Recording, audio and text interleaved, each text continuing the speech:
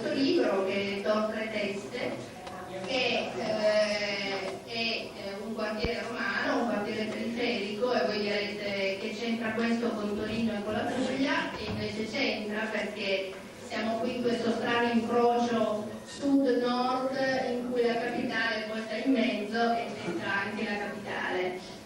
Vincenzo Luciani ha raccontato nelle sue poesie questi piccoli, questi microcosmi di vita dove c'è molta nostalgia in alcuni momenti, dove c'è il ricordo, dove c'è il dettaglio minimo del quartiere che magari prima spaventa e poi invece conquista.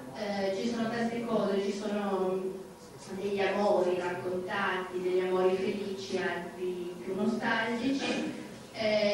Vincenzo Luciani, siamo qui anche perché Vincenzo Luciani è pugliese, di Schitella, voi lo sapete, credo, perché credo che qua di Schitella siete in tanti.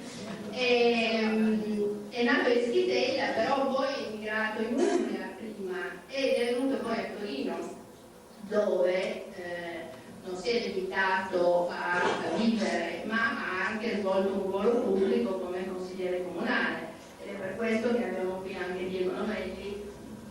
Ciao Diego!